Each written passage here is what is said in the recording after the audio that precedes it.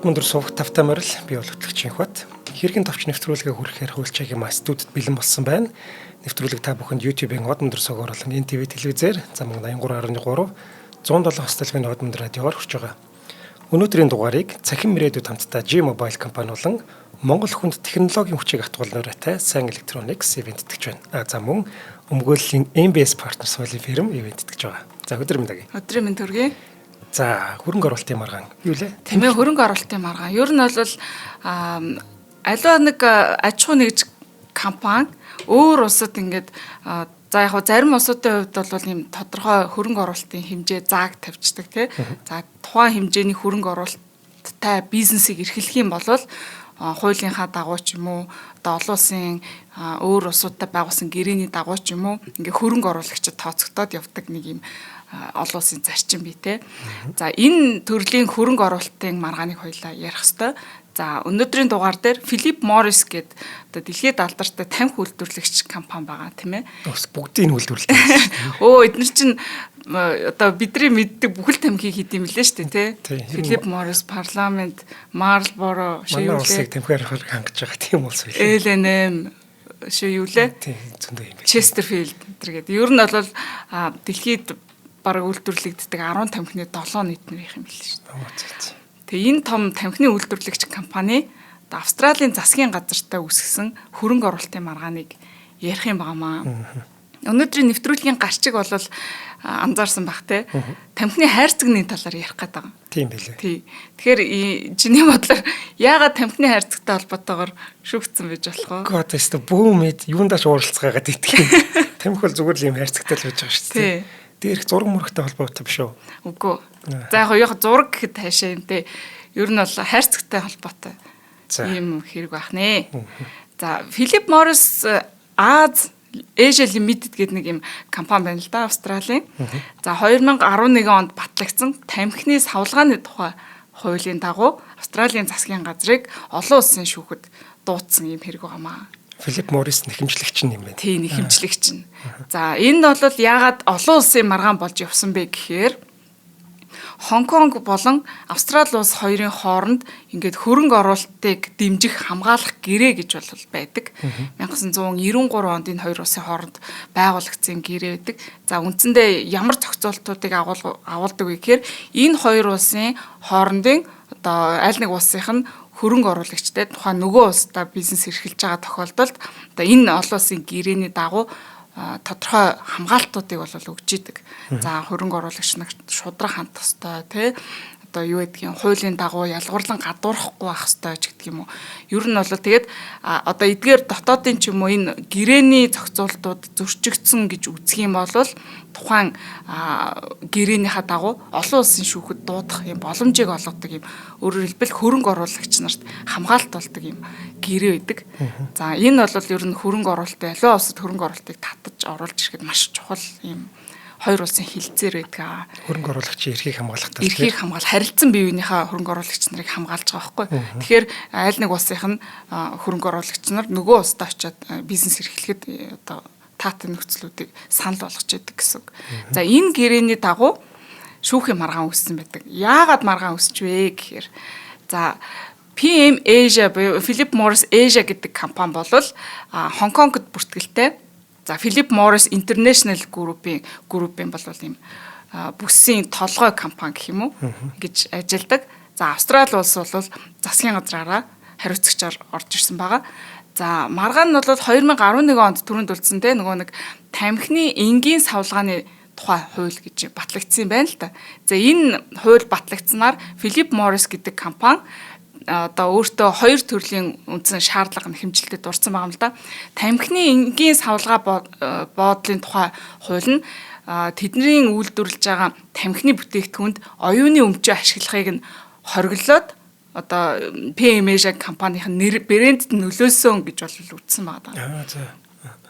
За энэхүү хуулийн дагуу өөрсдийн брэнд бараа бүтээгдэхүүн жирийн бусад бараа бүтээгдэхүүнтэй адилхан болж өөрчлөгдсөн нь Philip Morris санхүүгийн томоохон алдагдлалд одоо учрахад хүргэсэн. За энэхүү хохирол нь олон тэрбум австрал доллараар хэмжигдэхээр байна гэж үзээд 2011 оны 6 сарын 22-ны өдөр олон улсын арбитрийн шүүхэд маргаан үүсгэсэн байдаг. За тэгээд энэ маргаан нь явсаар агаад 2015 оны 12 сарын 17-нд Сингапурын арбитрийн шүүхэд шийдвэрлэгдсэн байдаг.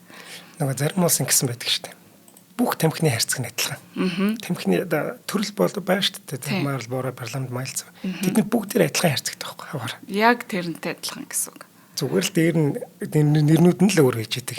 Тийм асуудал гарсан юм. Одоо найруулагч зургийг нөгөх бах. Ерөөсөө тэгээд тэр хайрцагн дээр бол нөгөө нэг амар зураг тавьдаг штэ тий. Яг тийм амар том зурагтай. Тэгээд доор нь жижигнэр одоо марл бороо ч юм уу. Тэгээд тухайн тамхиных нэрийг бичсэн тий. Гэтэл одоо ингээд бидний тэгээ манай Монголд зарагдаж байгаа тамхинуудыг харах юм бол тийм биш шүү дээ. Нүд дээрэлжсэн эрэ мэрэн одоо гой өнгө зүстэй ч хэмтэй ядах гой шүү те. Гадна талын л яриад байна л да. Тийм өнгө зүстэй өөрийнхөө брендийг таниулах боломжтой, өөрсдийнх нь логотой тийм ээ өнгө зүстэй байдаг бахан. Гэтэл үүнийг нь 2011 онд Австрал хуулиараа хоригложээ. За үүнээс үссэн гэсэн. Тэгээд тамхины хайрцагнаас болсон маргаан гэж нэрлэдэг байна. За тэгээд энэ нэхэмжлэгчээс гаргасан шаардлага нь бол юу байсан гэхээр за энэ хуулийг бол нэгдүгээр хүчингүй болгоо. Эсвэл тэднэрт учирсан 4.1 тэрбум долларын хохирлыг барагдуулж өгөө гэдэг ийм шаардлагыг тавьсан байна. Мэдээж энийг Австралийн засгийн газар бол зөвшөөрөөгүй, харин бүр сөргүүлээд сөрөг нэхэмжил гаргасан. Та нарыг одоо ингэж үндэслэлгүйгээр биднийг шүүхэд дуудснаас болоод бид нар улсын татвар төлөгчдийн мөнгнөөс ихээхэн хэмжээний зардлыг арбитрийн зардалд гаргалаа, шүүхэд зарцууллаа. Тэгээ энийг бол буцааж та нараар төлөвлөнэ гэсэн ийм агуулгатай нэхэмжлийг харилцан бие биентэй гаргасан байна. За энэ Philip Morris гэх группийнх нь том мэдээллийг өгье л дөө. За Philip Morris International гэдэг компани бол байдаг. Энэ хамгийн анх Нью-Йоркт үүсгэн байгуулагдчихсэн. За түрүүнд дурдсан те дэлхийн одоо хамаг бүдүүн тамхины үйлдвэрлэгч компани брэнд байгаа. За тэгээд тус компани бол үйл ажиллагаагаа оновчтой болгох, улс төрийн эрсдлийг удирдах гэдэг ийм зорилгоор бүтцийн өөрчлөлт хийгээд толгой компанийнхаа бүртгэлийг Хонконгод одоо шилжүүлсэн. За тэгээ мэдээж энэ компани бол доороо олон охин компаниудтай. За яг Австрали улсад бол 1954 оноос хойш үйл ажиллагаагаа явуулж байгаа. Philip Morris Australia гэдэг компаниараа дамжуулаад үйл ажиллагаагаа явуулдаг юм байна. За тэгээд PMI одоо Philip Morris International гэдэг нь 2001 оноос хойш Австрали дахь салбар компаниудынхаа стратегийн шийдвэрүүдийг бол удирдах шийдвэр гаргалтыг нь хянж ирсэн гэж бол мэдээлэл өгдөг. За үүн дээр нь бол Австралийн тал бас өөр байр суурьтай байдаг. За тэгээд ер нь бол яг энэ ач холбогдолтой юм байна. Контрол хийдэг байсан үгүй вэ гэдэг нь энэ хэрэг маргаан дээр заяа. Тийм болохоор дурдаад байгаа шүү. За юу болчоо? Яагаад маргаан өсч вэ гэхээр Австралийн эрүүл мэндийн урьдчилан сэргийлэх үндэсний ажлын хэсэг гэж юм байгуулагдсан байл да. Одоо засгийн газрын шийдвэрээр.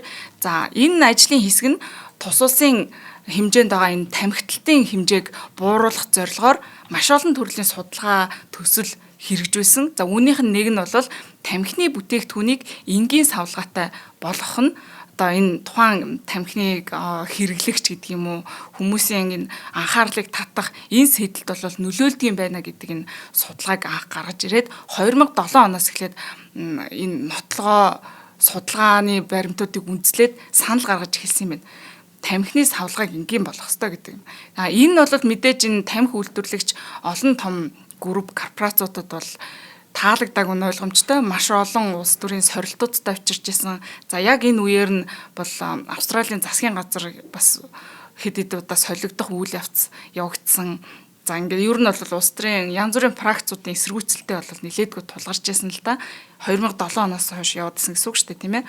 За тэгээд 2009 оны 8 сард тамхины сав баглаа бодолд ирэх брендийг хасах саналаа албан ёсоор засгийн газартаа бол хүргүүлсэн. Гэхдээ бас л ингээд шийдэгдэхгүй явсаар байгаад 2010 оныг бол хүргэсэн юм байна. За тэгээ яг энэ үеэр нь 2010 оны 9-р сард нь Philip Morris International Corporation бүтцээ өөрчлөөд бүтцээ өөрчлөөд энэ Австралийн охин компаниудынхаа одоо өмчлөлийг нь шилжүүлээд ингээ өөрчлөлтөө хийж эхэлсэн байгаа. Яг энэ үед ингээ давхцдаг байхгүй. За тэгээд ер нь бол харах юм бол энэ төрлийн энгийн сав баглаа бодолтой болох нь энэ компанийн үйл ажиллагаанд маш том нөлөөлнө гэдгийг урьдчилан харж байсан болов гэмээр л үйлдэл байгаа байхгүй стратеги ач холбогдолтой гэж хэлж болох үйлдэл байгаа юм.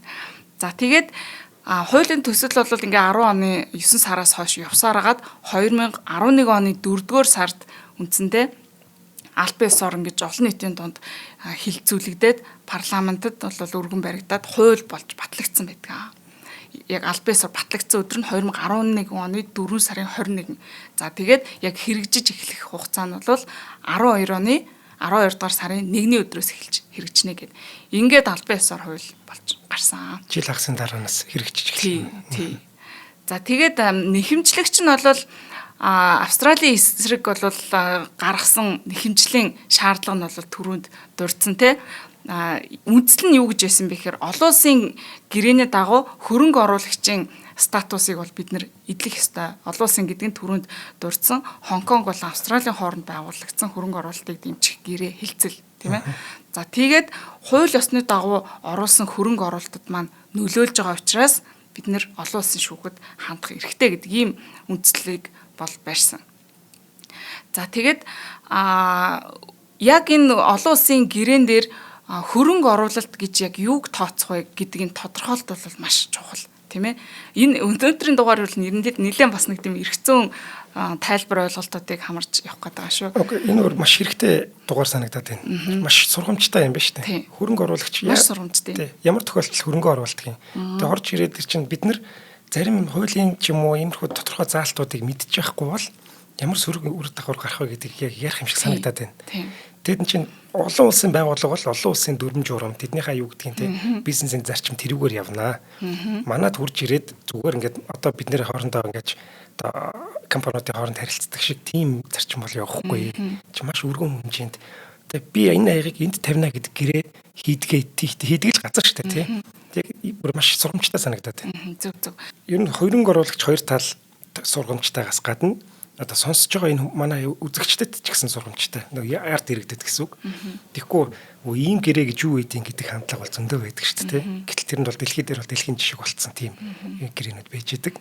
Тэгэхээр дэлхий дээр ийм гэрээнүүд байдаг юм а гэдгийг бас таниулах юм сургамжтай дугаар байна гэх юм аа. Зөв. За тэгээд энэ хоёр улсын хоорондын хөрөнгө оруулалтыг хамгаалах дэмжих хилцээрээр болвол хөрөнгө оруулалт гэж юу болохыг тодорхойлсон байдаг. За хамрах хүрээгийн ч тодорхойлоод ингээд заагаад өгсөн байдаг. За өнөөдрийн маргаан бол яг тэр Филипп Моррисын Австралид явуулж байгаа бизнес нь хөрөнгө оруулалт мөн хэсэгтэр бас маргасан. За тэгээд гэрээний бас нэг одоо зохицуулт бол тэгээ хөрөнгө оруулагч нарт шудраг тэгш хандах ёстой. Энэ эрхийг нь баталгаажуулж идэг. Тэгээ ялгуурлан гадуурахгүй байх хэвээр. За бас нэмээд дурдах юм бол хөрөнгийг нь хураах эсвэл тэгээ ард түмний мэдлэлд авах зэрэг тохиолдолд нөхөн олгорыг нь заавал өгсөний үндсэн дээр одоо хөрөнгө рүү нь халдах ёстой гэдэг энэ бол угаасаа ганц энэ гэрэн дээр ч байгаа юм шиг олон улсын зарчим, эрх зүйн зарчим манай үндсэн хууль дээр ч гэсэн байдаг. Тэрнээс зүгээр шууд очиод авчих боломжгүй энэ бол тогтцсон ойлголт гэдгийг дурдах зүйтэй тийм ээ. За энэ зэрэг зохицуултуудыг энэ гэрээ агуулдаг бахнэ. За тэгээд хэрвээ хөрөнгө оруулагч болон тухайн хилцэн тохирогч улс хоёрын хооронд маргаан үүсэх юм болвол хэрхэн тухайн маргааныг шийдвэрлэх вэ гэдэг энэ механизмыг нь бас тодорхойлж өгч идэг. Өөрөөр хэлбэл тухайн үүссэн маргаан нь энэ олон улсын гэрээний хүрээнд хамрагдаад хамрагдчих юм бол шүүхээр явах нь олон улсын шүүхээр яг гэрээний дагуу асуудлыг шийдэх гэсэн үг. Хэрвээ хамрагдахгүй байх юм бол олон улсынд бол хамаагүй тухайн улс нь өөрийнхөө дотоод эрх зүйн хууль тогтоомжоор маргааныг шийднэ гэсэн. Тэгэхээр энэ талаараа ялгаатай шүү. За тэгээд Хонконг руу шилжүүлдэг тал бол ингэж гарч ирж байгаа. Тийм багоц. Тэгээд логикоор бол тэгж харагдаад байгаа тийм ээ. За тэгээд ийм учраас Филипп Моррис бол энэ хамгаалтанд орохын тулд Хонконг руу шилжүүлэх стратегийн шийдвэр гаргасан гэж бол хүн болгон харж исэн. Би ч гэсэн тэгж бодож байна. Манай бас тэгж харж байна. За тэгээд нэхэмжлэгч Philip Morris International Inc гэдэг болол толгой компани тий. За PM Australia компанийнхаа шууд болон шууд бус хувьцааг оролцуулаад өөрийнхөө шууд хяналт эзэмшилтэд байлгадаг учраас одоо тухайн охин компанийн үйл ажиллагаа болон тухайн охин компанийн компанид оруулсан хөрөнгө оруулалт нь Австрали улсад оруулсан хөрөнгө оруулалт болно гэсэн энэ зарчмаар бол тайлбарлаад энэ маргааныг үүсгэх боломжтой болсон гэж бол нэхэмжлэгч үзэж исэн. За үүнийг бол Австралийн засгийн газар хоёр үндсэн том одоо тайлбараар нэхэмжлийг хүлээж авахаас бол татгалцсан. За тэгээд өөрсдийнхөө татгалцлыг бол нотлох үүрэгтэй байдаг, тийм ээ. За энэ хоёр үндслийг нь одоо ээлж дарааллаад яриад үгүй. За хоёулаа хамтран ажиллагчийн дараа яриад хөө. За өнөөдрийн дугаарыг маань цахим ирээдүйд хамтдаа G-Mobile ивент итгэж байгаа. За хязгааргүй хэрэглээ 24K гэдэг урамшууллыг зарласан байгаа юм байна. 24K гэдэг бол 24 мянга гэж байгаа тийм ээ. За G-Mobile-ийн дараа төлбөрт үйлчлэгээ шинжлэгдэж хэрэглээний хязгааргүй багтуудтай болсон юм байна. За энэ нь дата хязгааргүй ашиглах бүх сүлжээнд хязгааргүй яах хэрэгтэй дараа төлбөрт үйлчлэгээний багцуудын сонголттой болж байгаа. Хязгааргүй дата хязгааргүй яах хэрэгтэй хэрчүүд юу гэсэн үг юм бэ? За дараа төлбөрт үйлчлэгээний шинжлэгдсэнтэй холбогдуулан хязгааргүй хэрэглээний багц дээр за ийм урамшууллууд байгаа. Энэ ямар вэ гэхээр хязгааргүй дата хэрэглээтэй бүх сүлжээнд хязгааргүй яриа хийх 40 мянган багцыг 3 сарын турш сар бүр 24 мянган төгрөг төлөөд хэрэглэх юм боломжтой болж байгаа юм байна. За 24 мянгаар гэдэг бол баг үнэгүүл санагдаж байна да. Харин тийм байна гэж одоо хязгааргүй дата гэдэг бол бас амар чухал шүү дээ. Ялангуяа нөгөө одоо 100 болж гин лагер руу явна те. G-Mobile бол манай Монгол орнд тэр чигээр нь л сүлжээ орцсон байгаа. Интернет гэдэг бол ч одоо хүүхдүүдэд ч гэх юм уу гэр оронд одоо нөгөө антин суйрлуулах шаардлагагүйгээр зурагтандаа холбогддог болчихсон. Тэрүүгээрээ дамжуулаад тэгэхээр зуны улиралд бол маш хэрэгцээтэй санагдаж байна надад. Одоо энэ чинь баг 3 сарын турш гэхээр яг зуны 2 сарын тийм байгаа. Тий. За энэ урамшуулалт хэрхэн хамрагдах вэ гэвэл шинэ хэрэглэгч болохоор хамрагдаж болно. За мөн урьдчилсан төлбөрт үйлчлэгээнээс шилжихэд за дараа төлбөртийн одоо байгаа багцаа ахиулаад одоо энэ үйлчлэгээнд хамрагдах боломжтой юм байна. За хэрхэн авах вэ гэвэл My G-Mobile гэдэг аппликейшн байж байгаа. За мөн G-Mobile цэгийн за үйлчлэгээний салбаруудаар болон CU-гийн бүх салбараас Easy SIM авч дугаараа үүсгэхэд авах боломжтой юм. Ерөөсөө шууд хоёлоо доош ороод шууд авчих юм байна. Эсвэл амар юм байна. За урамшууллын хугацаа маань 25 оны 6 сарын 31-нд дуустал үргэлжлэх юм байна. За мэдээж илүү дэлгэрэнгүй мэдээллийг My G-Mobile application болон G-Mobile цэгийн вебсайтаас авах боломжтой.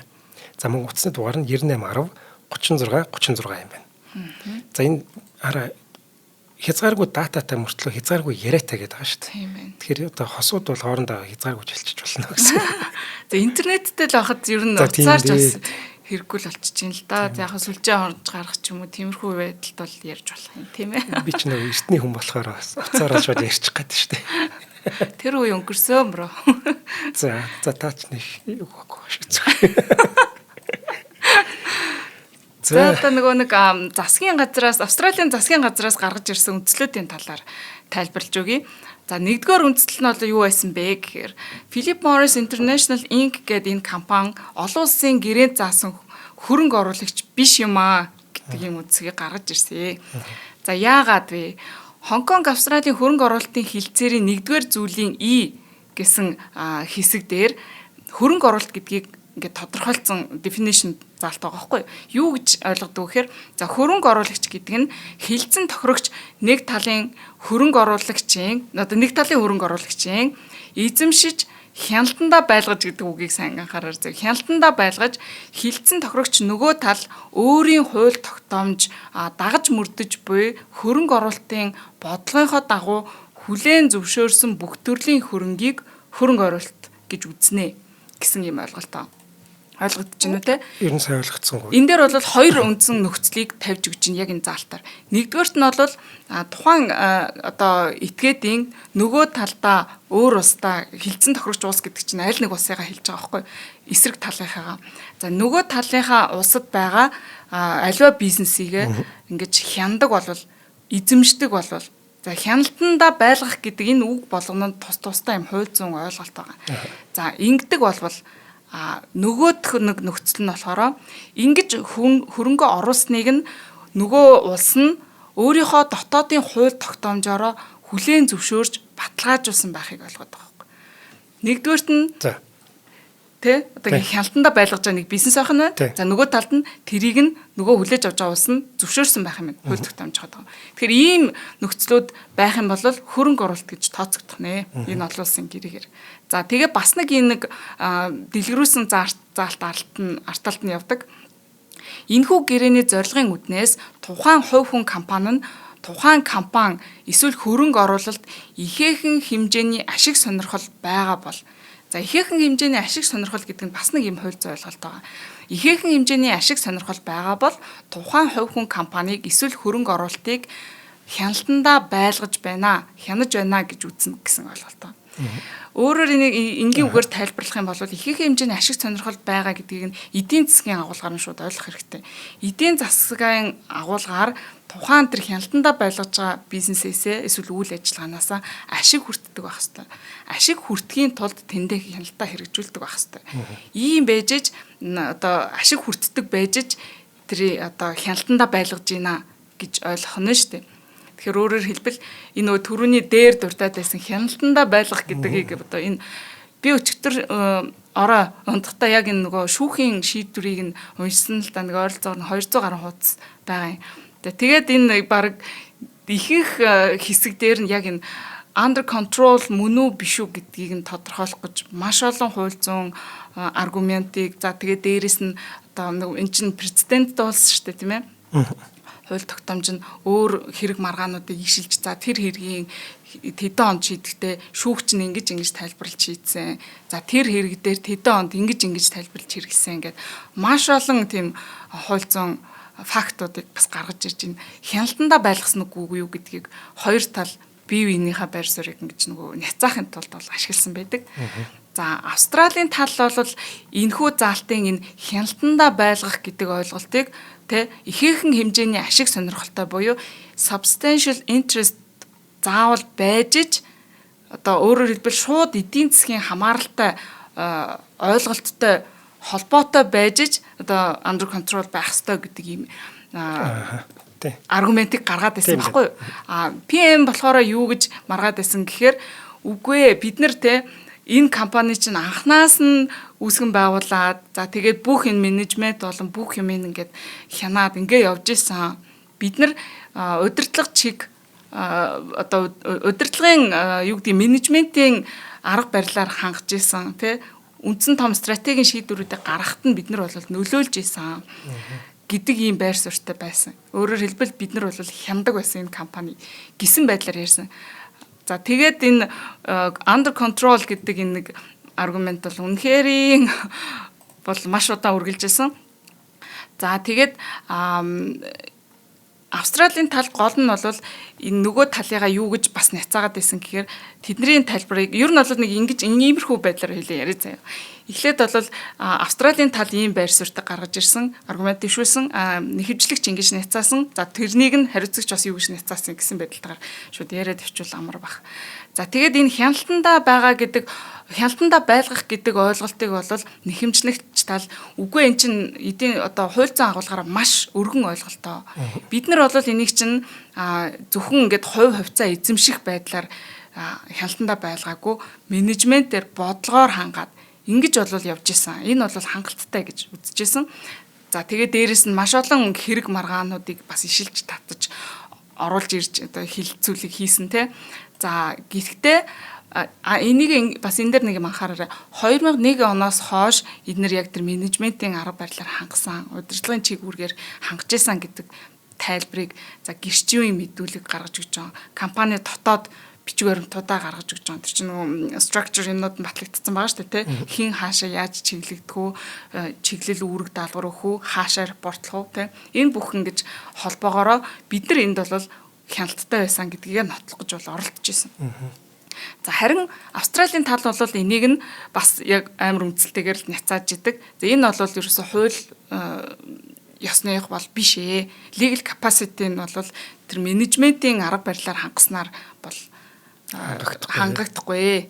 тэр бол эдийн засгийн ойлголтоор та нар байх ёстой. Та нар эдийн засгийн агуулгаараа яг энэ Хонконг дахь толгой компани чинь Австралийн нөхөн компаниасаа эдийн засгийн аш холбогдол авдаг байх ёстой тийм ээ. Ингэж та нар одоо under control байх ёстой. Энэ бол олон улсын гэрээнд шууд ингээд тодорхойлоод өгсөн байна гэсэн юм байр суурь гаргаж ирж байна. За бас нэг аргумент байсан. Австралид бол бас нэг ийм хууль байд юм байна. Гадаадын худалдан авалт эзэмшлийн тухай хууль гэж орчуулах юм да. За ийм хууль байд юм байна. За энэ хуульд заасан үүргээ PM хэрэгжүүлээгүй гэж бас нэг үнцэг гаргаж ирсэн. За ингээ нэгд дотоодын хууль журмыг зөрчсөн учраас энэ хөрөнгө оруулалт нь бол хүчингүй гэж.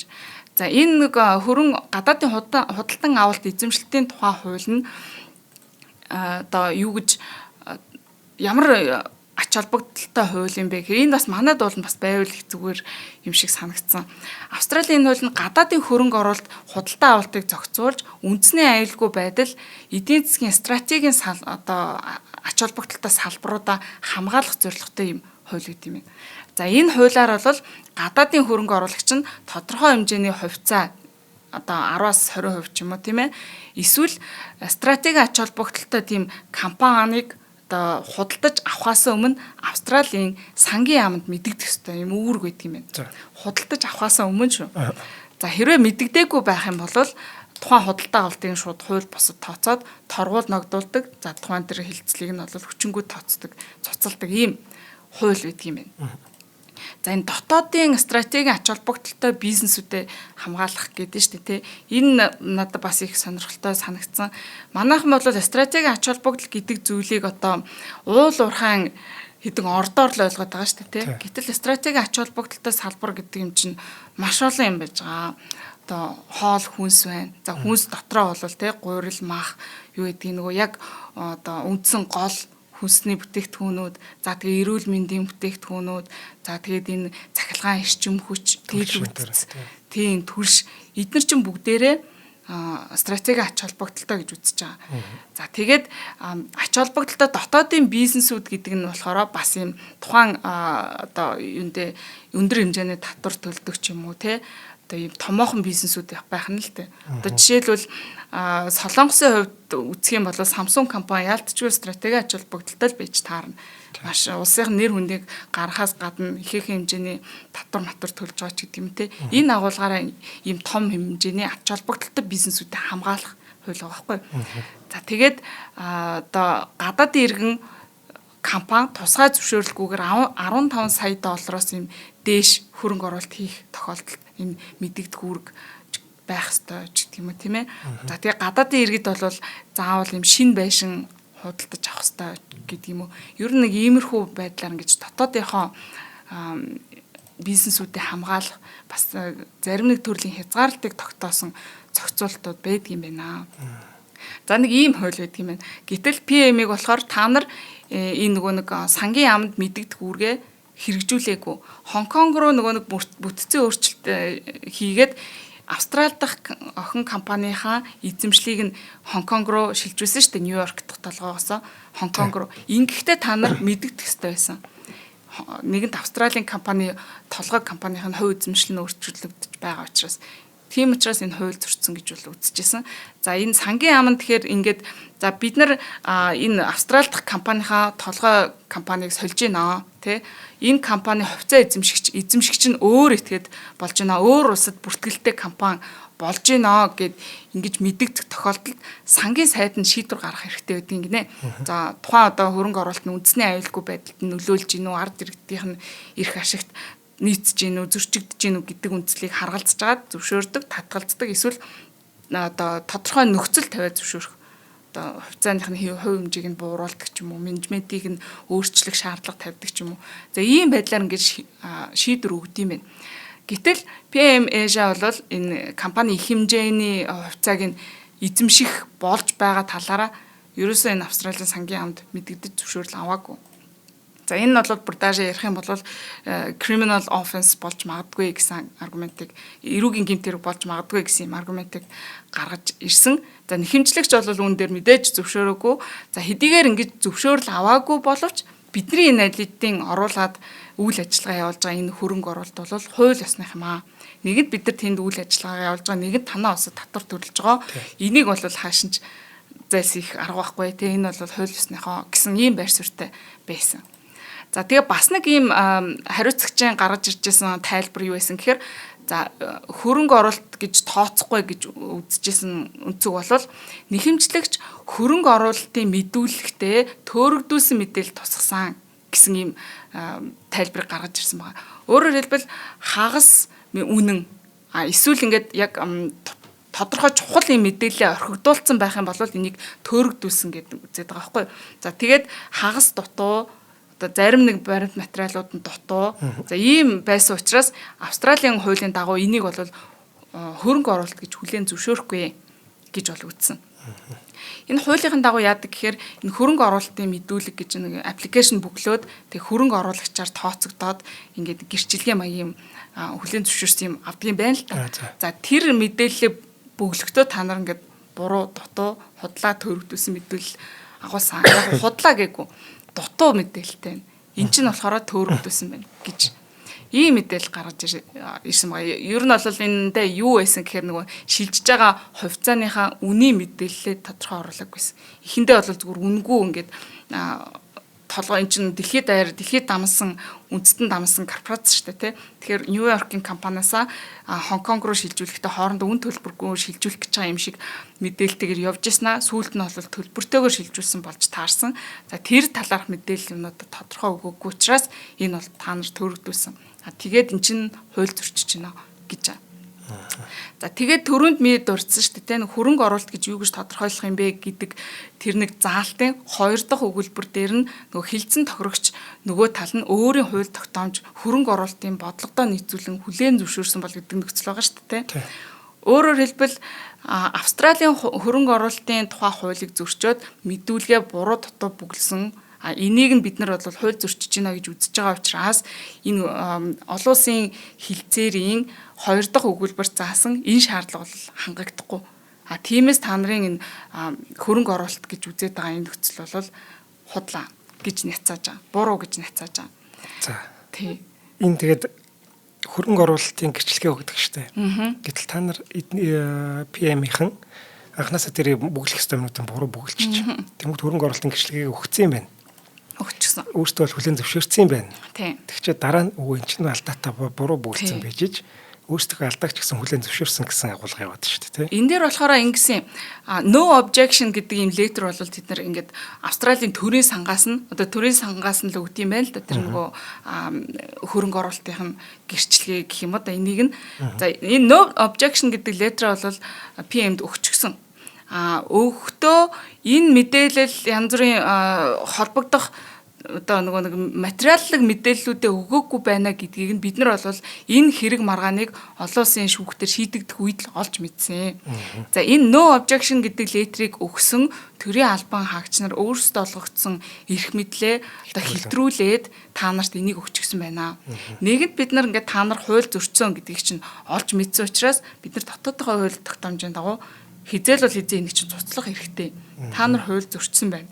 Гэт тэрэн дээр бол бас нилээдгүй маргалцсан. Тэд нар бол хууль зөрчөөгүй энэ мэдээлэл юмнууд чи бүрэн байсан гэж бол маргаж чадахгүйсэн. Гэхдээ юу гэж хэлжсэн гэхээр бид нар хангалттай мэдээлэл өгсөн.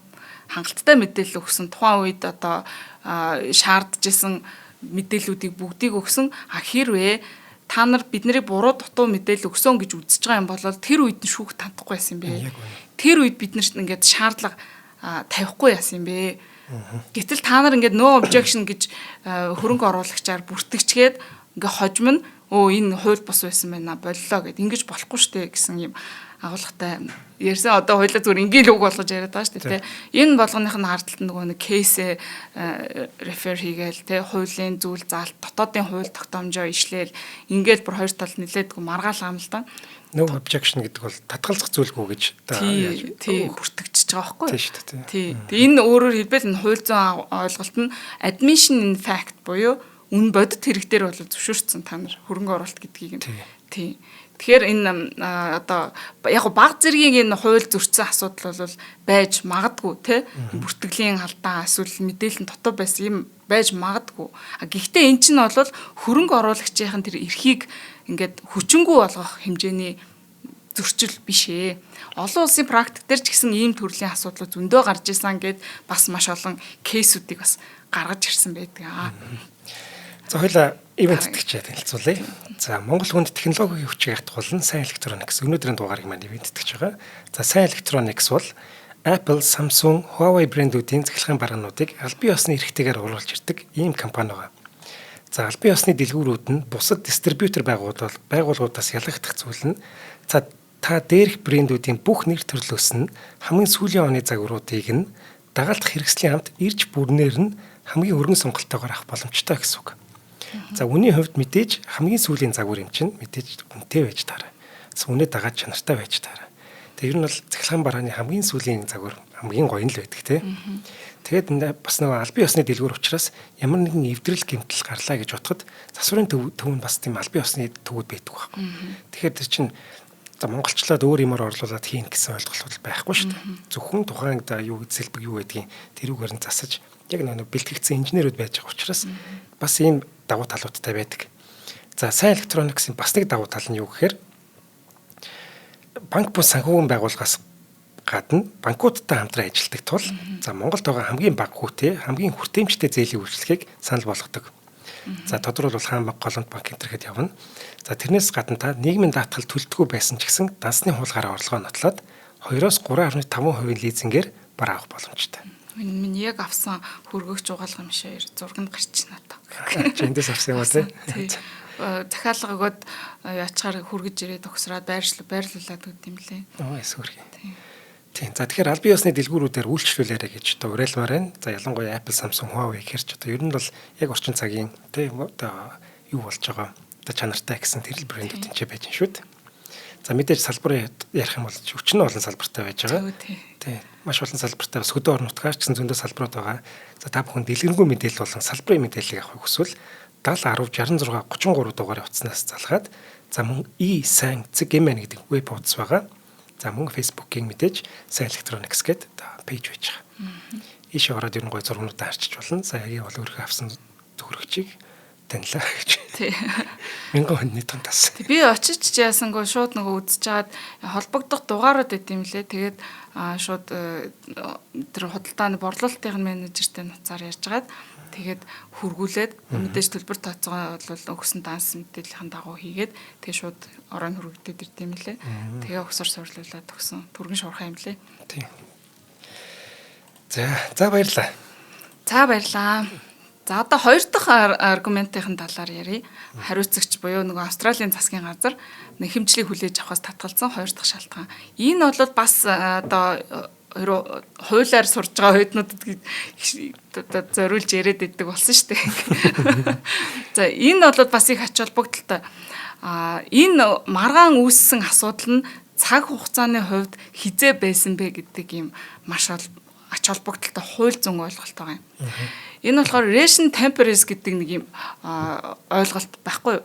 Энэ одоо нэг юм зарим нэг юм хууль зүйн нэр томьёонууд ингээд латин ч юм уу, ром ч юм уу нэг тийм үгнүүд байгаад байдаг шүү дээ. За тэрийг нь хэлчихээр ингээд force majeure гэхээр жишээлбэл те энэ хүн болгон ойлгож идэг юу вэ гэх. Яг тэрнтэй адилхан relation temporis гэдэг энэ ойлголт байдаг. За энэ нь юу вэ гэхээр одоо тухайн арбитр юм уу шүүх маргааныг шийдвэрлэх эрхтэй юу?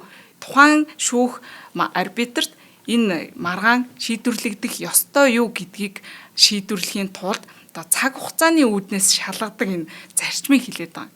Энэ relation temporis гэдэг ойлголт бол за тэгэхээр энэ манай маргаан дээр яаж шалгагдах вэ гэхээр хөрөнгө оруулалтын гэрээ буюу нөгөө bilateral investment treaty-ийн хизээ хүчин төгөлдөр болсон.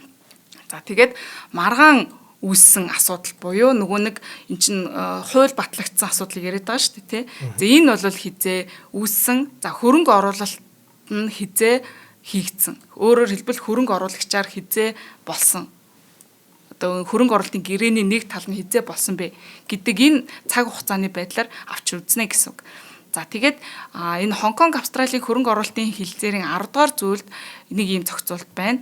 Хөрөнгө оруулалт хийхээс өмнө эсвэл тодорхой хөрөнгө оруулагчийн хувьд гэрээ хүчин төгөлдөр болохоос өмнө байсан маргааныг одоо шийдвэрлэхэд энэхүү олон улсын гэрээний маргаан шийдвэрлэх механизмыг ашиглахад боломжтой эсхийг одоо зохицуулсан байгаа даахгүй. Энэ дээр нэг хэд хэдэн шаардлага тавиад байгаа 10 дугаар зүйл дээр нь ration temporary limitation гэж байгаа. За өөрөөр хэлбэл энэ шүүхийн энэ jurisdiction зохицуултыг буцаан хэрэглэхгүй гэсэн гээд ерөөхдөө нь тайлбарлаж болох юм. Өөрөөр хэлбэл одоо хөрөнгө оруулалт хийхээс нь өмнө эсвэл одоо гэрээний нэг тал болох буюу одоо Хонконгийн одоо бүртгэлтэй болсон шүү дээ. Хонконгод бүртгэлтэй болсноороо энэ нөгөө олон улсын хөрөнгө оруулалтын гэрээний нэг тал болсон гэж үздэг. Тэгэхээр энэ гэрээний нэг тал болохоос өмнө үүссэн аливаа маргаан нь одоо олон улсын гэрээний маргаан шийдвэрлэх заалтанд хамаарахгүй. Яг тэр бүр өмнө байсан. Гэтэл сүүлд нь гинт гарч ичээд би энэ гэрээний даваа эрэхтэй гэж гарч иж болохгүй гэсэн. Бас нэг abuse right буюу одоо эрхээ урвуулan ашиглах гэх юм уу да тийм ээ. Им abuse of right гэж байгаа. Тэгээ энэ бол ямар агуулгатай гэхээр хэрвээ хөрөнгө оруулагч нь аль хэдийн үүссэн асуудал эсвэл урьдчилан таамаглагдах боломжтой тухайн маргаан үүсэх нь бүр тодорхой ийм нөхцөлд тэ зориудаар хөрөнгө оруулагч болох эсвэл хөрөнгө оруулалтын гэрээний нэг тал болох үйл ажиллагааг зохион байгуулсан бол санаатайгаар зохион байгуулсан бол энэ бол нэг good faith гэдээ бас нэг хууль зоолгол байдаг шүү дээ тэ нөгөө шунсрагасны за good faith яг эсрэг нь bad faith гэж ойлгогддог. Тэгэхээр санаатайгаар хөрөнгө оруулалтын гэрээний нэг тал болсон. Энэ үед нь тухайн маргаан үүсэх нь тодорхой байсан бол. Тэгэхээр энэ бол чи abuse of right гэж нэ гэж үзэх нь. Тэгээ энэ бол хамаарахгүй. За яг энэ одоо хууль зүйн ойлголтыг ашиглаад Австралийн талаас temporal objection гэж гаргасан. За энэ бол мэдээж түрүүнд ч баг ойлгоцсон баг те. Австралийн компани ч одоо яг энэ тамхины тухайн савлгаа яасан гэдэг байгаа хууль маань өөрөө 2010 оны 4 сараас эхлээд ингээд олон нийтэд танилцуулагдаад явсан. Засгийн газарт өргөн баригдсанаас хойш. За гэтэл үүний дараа 10 оны 4 сард тэгээд хилцүүлэгдээд явж хахад 10 оны 9 сард нь эдгээр чинь restructure хийж байгаа байхгүй. Хонконг руу бүртгэлээ шилжүүлчихэж байгаа байхгүй. Тэгэхээр өөрөөр хэлбэл энийг харахад тэгээ нөө BIT-гийн хамгаалтанд орох зорилгоор шууд ингээд санаатаагаар зохион байгуулалт хийсэн байна гэж бол харагдахаар байгаа. За үүнийг нь нотлох зорилгоор хариуцагчаас маш олон албан захидал, имэйл бол гаргаж ирсэн. Нэхэмжлэгчийн зүгээс тухайн үедээ энэ хуулиа болооч энийг ч эсэргүүцэж байна те. Энд чинь ингэх юм бол манай компани үйл ажиллагаанд ингэж нөлөөлж байна. Гэх маягийн тиймэрхүү мэдсээр байсан гэдэг юм агуулгатай нотлох баримтуудыг бол гаргаж ирсэн. За гэхдээ бол нэхэмжлэгч үүнийг зөвшөөрөөгүй. Бид нар ингэж бүтцийн өөрчлөлт хийсэн. Тэг компани бизнесийн зорилгоор байсан юм аа. Бид нар татврын зөв менежмент хийх, тэ удирдлага зохион байгуулалтын зөв зохицуулт хийхийн тулд бол ингэж бүтцийн өөрчлөлт хийсэн. Энэ бол энэ хуультай ямар ч хамаагүй. За энэ зөвхөн хизээ энэ маргаан албан ёсоор үүссэн бэ гэхээр 2011 оны 11 сард буюу хууль батлагдсан өдөр юм аа. Тэрнээс өмнө энэ зүгээр хуулийн төсөл явж гинэ гэдэг чинь өөр бодит эрсдэл бол биш. Зүгээр юм болцсошгүй эрсдэл байсан тий батлагдчих ч юм уугүй ч юм уу мэдэхгүй байгаа юм дээр бид нар одоо яаж мэдх юм бэ хизээ яг албан ёсоор зөрчил болсон бэ гэхээр хууль батлагдсанаар гэж байгаа байхгүй ингэж маргасан чи юу гэж би ч мэдчихээд ах чинь та нар одоо болилтоос гэж бодож байна. За одоо шууд арбитрийн шийдвэрийг танилцуулаад үзье. Хоёр тал ингээд бүр нэлээдгүй л маргасан л да. За арбитрийн шийдвэр бол 2015 оны 12 сарын 17 оны өдөр гарсан. За арбитр хэрэг маргааныг хян шийдвэрлэхдээ нотлох үүргийн зарчмуудыг бол хэлж өгч тодорхойлсон. За үүнд нь хэлэх юм бол өөрөөр хэлбэл яаж энэ хэргийг ямар зарчмаар шийдсэн бэ гэхээр за нэхэмжлэгч бол гэрээнд заасан олон улсын арбитраар хэрэг маргаанаа шийдвэрлүүлэх эрхтэй юм а гэдгээ нотлох ёстой. Нотлох үүрэгтэй. За хариуцагч нь бол энэ нэхэмжлэлээс татгалзлаа өөрөө нотлох үүрэгтэй. За хэрвээ хариуцагчийн талаас ийм нэг prima facie case гэдэг байгаа ингээд тухайн шүүх хурал дээр ингээд анхны нотлогоонууд гаргаж ирэх юм бол аргументуудыг гаргаж ирэх юм бол дахиад нэхэмжлэгч нь тухайн аргументуудыг няцаах үүрэгтэй. За ийм байдлаар ингэж хэрэг маргааныг шийдсэн гэдгийг танилцуулсан.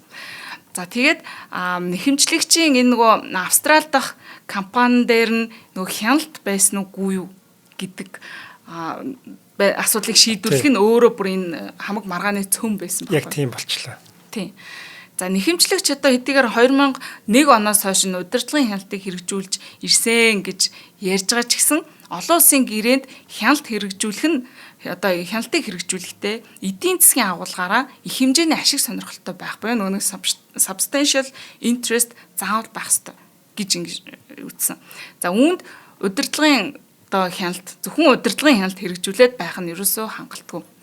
За тэгээд 2011 оноос өмнө одоо энэ хяналтыг хэрэгжүүлдэг байсан гэж гаргаж ирсэн нотлох баримтууд чинь хангалтгүй байна гэж үтсэн. Яг тэдний гаргаж ирсэн юунууд нь болохоор энэ Австрали дахь компани гол шийдвэрүүдийг нь PMI International буюу Нью-Йоркийн компаниас гаргаж байсан, хяндаг байсан гэдэг ийм нэг аргументуудыг гаргаж ирж исэн. Тийм.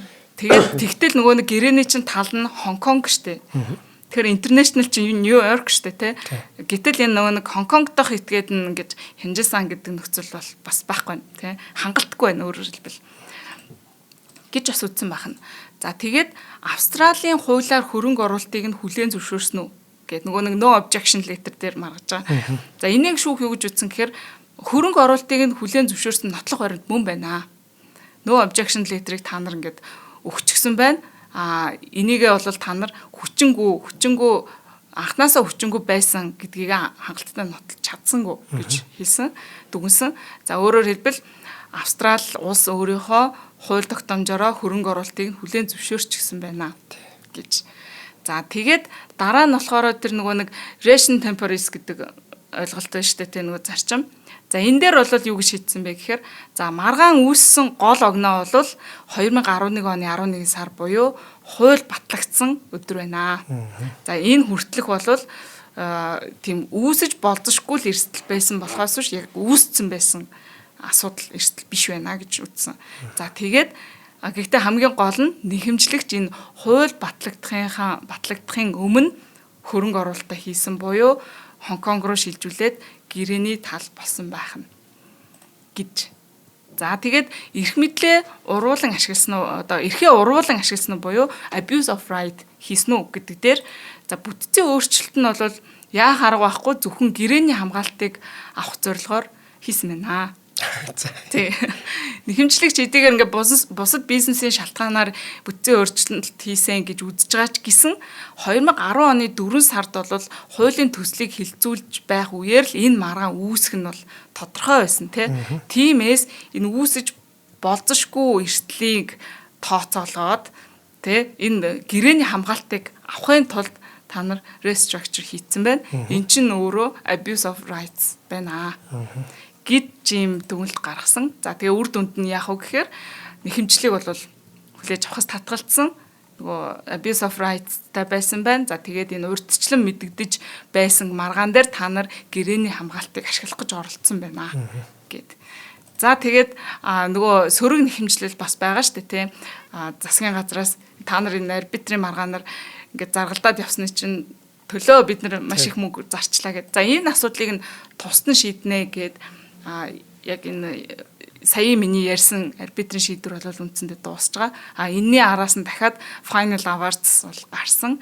За тэрэн дээрээ юу гэсэн гэхээр энэ хариуцагчаас биш нэхэмжлэгчээс хариуцагчид учирсан бодит зардлыг нь яг энэ шүүхийн шийдвэр дээр тэрийг ингээ хаацсан байлээ. Магадгүй нөө хуулийн фирмын үйлчлэгээ үзүүлсэн зардал мөнгө юмнуудыг нууцсан махалта.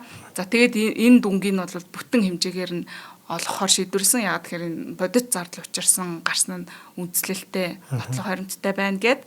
За тэгээд мөн хариуцагчийн хүсэлтийг хүлээн зөвшөөрөөд энэ дүнд нь 1.5% алдангийг тооцох эрхийг өгсөн. Өөрөөр хэлбэл тодорхой хугацааны дотор төлөхгүй бол ингээд хүү бодогдоод явах нь. Ийм байдлаар final awards гарсан. За нэг ийм хэрэг байна. Тэгээд үндсэндээ хэлбэл энэ Филипп Моррисын нэхэмжлийг хүлээж авахгүй гэж шийдсэн нь өөрөө ирээдүйд энэ төрлийн ижил төстэй хэрэг маргаан яа шийдэгдэхүү гэдэг нэг анхны жишээ прецедент болж үлдэж байгаа нэг юм шийдвэр юм л та. Тийм. Ер нь бол аливаа улс оронд гадны хөрөнгө оруулалт маш чухал хэрэгтэй зүйл байдаг. Гэхдээ зарим тохиолдолд иймэрхүү маргаанууд зарим тохиолдолд байнга л гарч байгаа тийм. Тэнгүүд бас нөгөө гадны хөрөнгө оруулагчид нар маань иймэрхүү зайлшгүй ашиглаад ч юм уу тийм одоо өөрсдийнхөө талд ашигтай тийм шийдвэр гаргуулах ийм одоо нөхцөл зөндөө гардаг юм байна гэдгийг бол маш сайн ойлгож авлаа. Тэгээд чи түрүүн хэлсэн хуулийн оюутнуудтай ер нь яриад байгаа. Тэг бараг л хуулийн хичээл орчлаасан. Тий нөгөө хуулийн оюутнуудыг нэг сонсоод бас олон улсын эрх зүйн хичээл дээр нь бас үзчихэл байгаа хэл та яг одоо энэ өнөөдрийн хэрэг дээр яригдсан зарчмуудыг тэгээд эдгээр чинь бас л хууль зүйн нэр томьёогоор нь цээжилж байгаа шүү дээ. Тэгээ магадгүй энэ өнөөдрийн хэргийг сонсоод цээжлэгтэн тус болох болоо гэж бодлоо. За тэгэхээр энэ одоо гадны хөрөнгө оруулалтыг бас муулдагч хүмүүс байдаг, сайлдагч хүмүүс байдаг. Ер нь гендэж, гондооч гэдэг ер нь аль тал нь одоо гэрээгээ маш сайн хийгээд тэгээ гэрээгээ маш сайн хэрэгжүүлээд ажиллах юм бол гадны хөрөнгө оруулалт шиг хэрэгтэй юм алга. Үнэ. Тэгээ илдэг бусын нэг лоуринг компаниуд орж ирээл янз бүрийн болчдөг юм бол тий. Гадны хөрөнгө оруулалт бол манай усад зайлшгүй хэрэгтэй юм байгаа шүү гэдгийг бас хэлмээр байгаа юм. Тийм ээ. За баярлалаа гээ. За баярлалаа. За би ч одоо бараг л ойлгосонгүй. Ямар ч байсан зарим нэг ойлгосон юм бол сая юу яалаа. Энд гэдэг юм аа. За уучлаарай. Чамшиг ямар 20 жил хөлж ирсэн байгаа шүү. За өнөөдрийн дугаар маань. Өнөөдрийн дугаарч явах. Одоо ер нь яг хуулийн дагуу яг зөв ярихгүй болохгүй байгаа. Манай бүх нэвтрүүлэгч нь YouTube-ийн од мөндөр сувгаар болон NTV телевизээр замаг 83.3 107 стилганаар хүрж байгаа. Тэгэхээр зөвхөн өнөөдрийн дугаар биш шүү аги. За өнөөдрийн дугаарыг маань Монгол хүн технологийн хүчийг атгуулсан оройтой сайн электроникс болон цахим ирээдүйд хамтдаа G-Mobile за мөн өмгөөллийн MBS Partners хуулийн фирм ивент итгэлээ. Загийн дараагийн дугаараар уулзъя. Баярлалаа. Нэвтрүүлгийг хүлээн авсан Нарны аймгийн монголчуудтай баярлалаа. Од мөндөр сувг нь энэ мэдчлэн таны мэдхүйн мянган нэвтрүүлгийг 2026 оны 7 сарын 1 хүртэл та бүхэндээ хүргэх юм. Их хэлээрээ шинжлэх ухаан танин мэдхүйг түгээхийн үлсэд нэгтгэх хүсвэл та бидэнд хандив өгөх боломжтой. Та нэг нэвтрүүлгийг 100 төгрөгөөр буюу 1000 нэвтрүүлгийг 100 мянган төгрөгөөр үнэлээд биднийг дэмжээрэй. Жилдээ ганцхан удаа 100 мянган төгрөгөөр биднийг дэмжснээр шинжлэх ухаан танин мэдхүйг түгээх энэ үйл хэрэг амжилттай үргэлжлэх юм. Од мөндөр нэр дээрх Худалдаа агшлын банкны данс байгаа 4191 Тэг 4518. Та 100 мянган төгрөгөөр шилжүүлэхдээ гүйлгээний утга дээр нь өөрийн нэр болон утасны дугаараа заавал бичээрэй. 100 мянган төгрөг хандалснаар Од мөндөр сувгийн алтан гишүүн болох юм а. Шинжлэх ухаан танин мэдхгүй Монголд ялах болтугай.